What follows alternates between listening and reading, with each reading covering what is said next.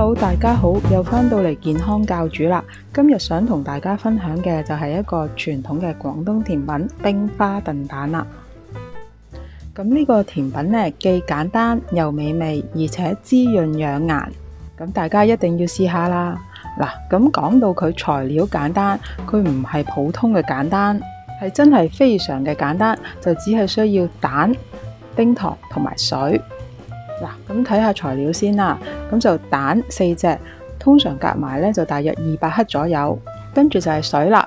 咁水嗰度咧，主要就係取決於你有幾多嘅蛋。咁通常咧就係蛋嘅2倍。咁如果蛋係200克嘅話咧，咁就大約有400克嘅水，咁就冇錯噶啦。咁另外就加多60克嘅冰糖。我哋60克嘅冰糖咧出到嚟，大概咧就係中度嘅甜度，就偏淡少少嘅。咁如果你想甜啲或者冇咁甜嘅，可以根據自己嘅口味再加減呢個冰糖嘅份量。好，咁跟住呢度呢，就會有個簡單嘅文字做法，大家可以cap 住張圖，然之後就跟住嚟整就得噶啦。如果你喜歡呢條片嘅話，就記得訂閱、點讚同埋分享俾你中意煮嘢食嘅朋友啦。好啦，咁我哋而家開始整啦。咁首先打4隻蛋先，咁打完隻蛋之後量一量啦，193，我哋當佢200克啦。咁我就話要落400克嘅水啦。咁之後就開始煲水，同埋加埋60克嘅冰糖落去。咁冰糖最好就細少少，會比較容易溶。嗱，咁跟住呢個步驟就非常緊要啦。溶晒啲冰糖之後，咁攤凍咗之後，記住再量一量啲糖水，睇下佢而家係幾多。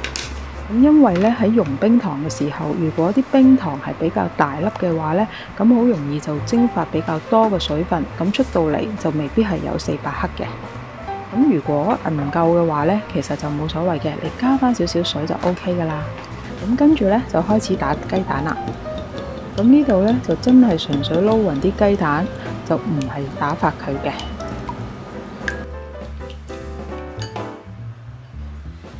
咁等啲糖水凍咗之後呢，就慢慢將佢同啲蛋漿混合埋一齊。咁呢度呢，就冇咩特別技巧，盡量慢慢將佢哋兩者撈勻就 OK 噶啦。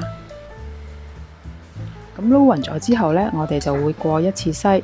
咁呢度你最好就用一啲比較幼嘅篩，因為咁呢，除咗可以令啲蛋漿滑啲之外呢，仲可以隔除咗啲雜質同埋氣泡。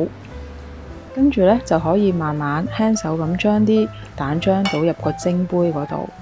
咁如果你小心啲慢慢做嘅話，啲氣泡呢就唔多嘅。如果有嘅話呢，就滗走去就 OK 噶啦。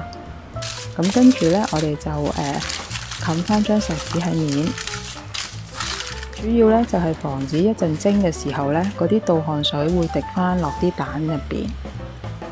咁蒸嗰時呢，首先我哋用大火蒸佢3分鐘，咁之後呢，就熄火，唔好揭蓋，焗佢10分鐘，咁然之後就 OK 噶啦。